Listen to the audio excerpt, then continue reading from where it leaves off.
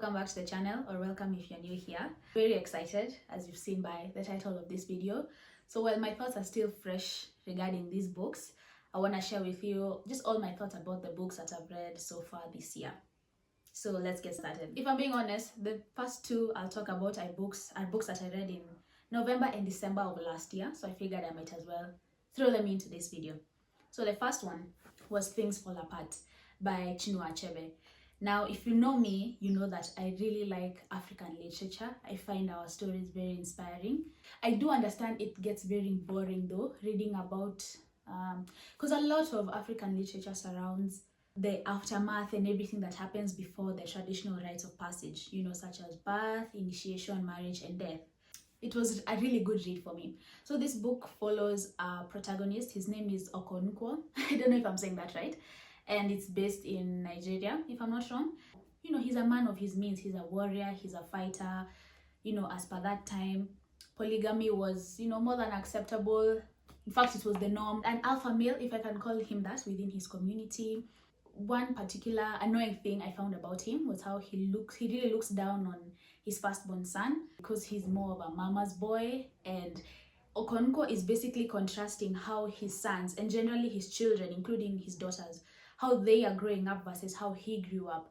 In this book, we can see how he was forced to grow up a lot because he describes his dad as a very lazy man who would just drink palm wine and just have a good time. He would never pay his debts. And so as a result, that forced Okonkwo to become the exact opposite of his dad, getting a small piece of land when he was very young, learning how to plant yams and how to, to cash that in so that he's able to earn a livelihood for himself. Later in the book, we see the British coming in to Nigeria, and him and a lot of elders in the community are very, very against it. And in the end, I don't want to spoil, by the way, I'm very sorry. I'll try my very best not to spoil any of these books in case you would like to read. He stands to the very end for African tradition, African culture, African religion in the face of the British occupation in Nigeria. Now, this book is actually part of a series by Chinua Achebe. I believe it's one or two others, Arrow of God and No Longer at Ease. One of them is about Okonkwo's grandson who goes to London to study, and then he comes back to Nigeria and he continues to see the shift in how westernized his community and, more importantly, his country is becoming. The next book that I read towards the end of last year was Open Water. This, I was influenced by TikTok. It's not something that I stumbled upon by myself. The thing is, this book has really good reviews, but for me, it was like 3 out of 5 stars at best, because this book follows two artists who live in London, a male and a female. He is a photographer and she is a dancer. And we basically see how their relationship grows, I believe over the course of 1 year, and how it eventually ends, which is quite sad. And the main focus point of this book is the issue of racism and how people of color are often reduced all the way down to just a person who exists in a black body. And I did find that quite interesting. I did find it very repetitive though at the end.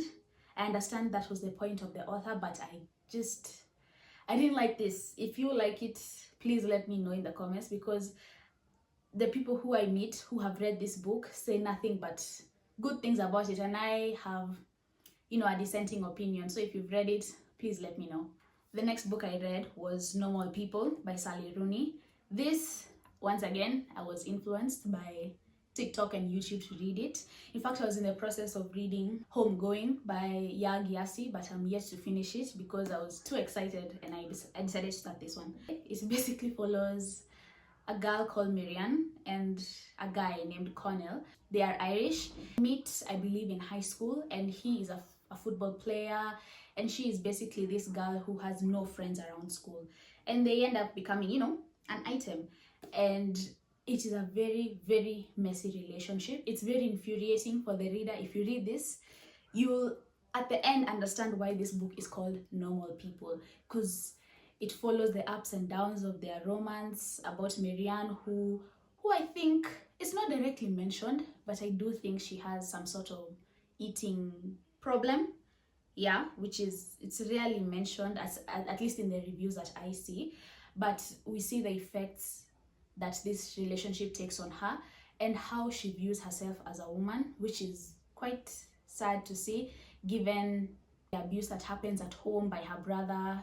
The dad is no longer really in the picture, and for Cornell it's just him and his mom. So when he meets Marianne, you know, it's like you start living in Technicolor. Everything is great until everything is not so great. If you're really interested in romance, I personally am not.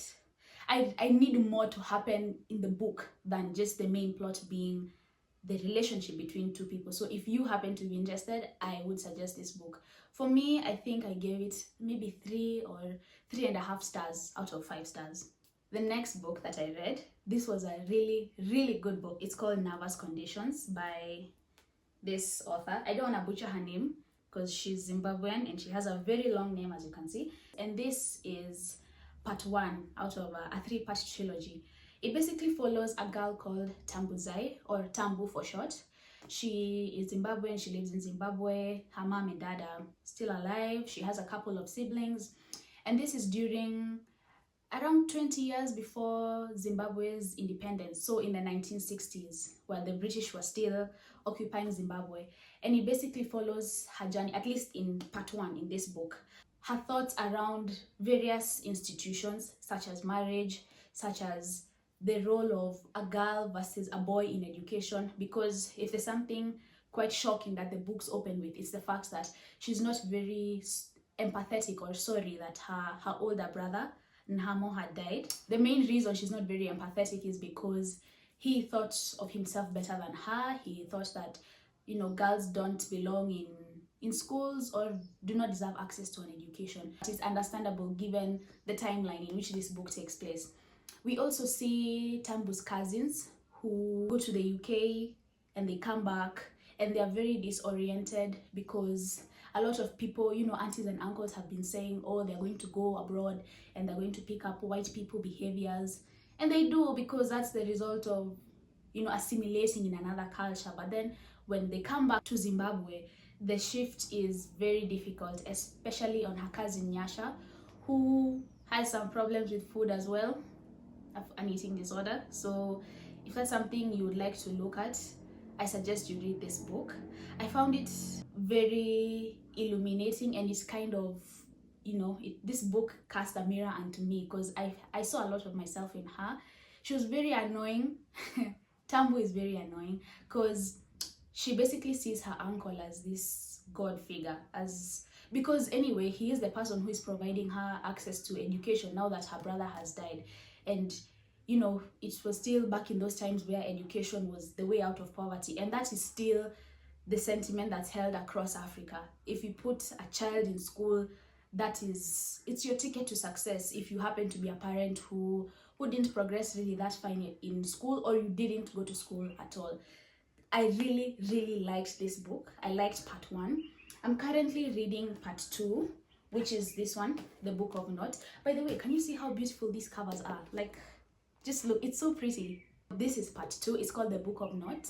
Tambu, now that she's in high school, she goes to a school called Young Ladies College of the Sacred Heart. It's a very bougie school.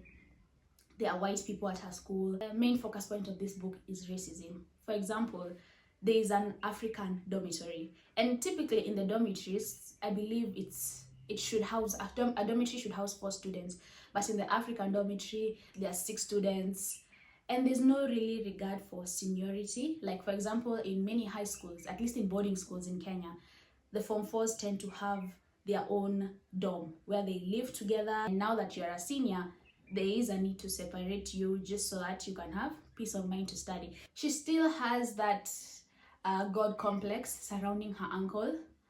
It is understandable given that she's only 15, 16. And the thing about Tambu is that she started out as a very obedient child in book 1. But now we see her doing things, acting out, lashing out. And she really, really enters this space of regretting it and saying that I'm just gonna put my head down in my books, focus, beat everyone, beat the black girls in my class, the white ones, and emerge top of her class. And I don't know how the book ends, so I can't really conclusively say how her character turns out, but I personally find it fun. I find it exhilarating to see her acting out, because in these conditions you can't really expect yourself to listen to the master, if I may call it that, and just keep your head down and focus and avoid all trouble, because trouble more often than not finds you along your way. You don't really have to go looking for it. This is actually a book that I just finished. It's called The Secret Lives of Church Ladies, and this, honestly, I gave it a two stars, 2.5 if I'm being generous. It basically follows a bunch of women in a collection of maybe 4 or 5 short stories. And there's one thing I understood after finishing this book, it's that I don't like short stories, which is kind of why I'm glad that in high school I didn't have to read Memories We Lost. I know maybe some of you did it, you read it, and you did it in KCSE, that's great.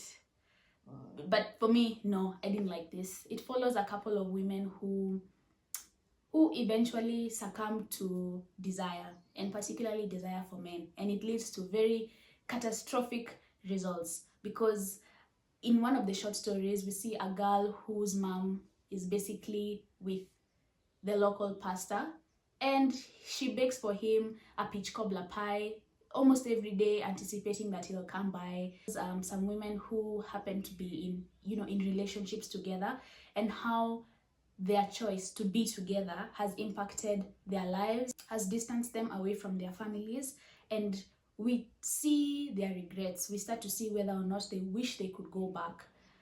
This was not that great for me. I bought into the hype because I've seen this everywhere.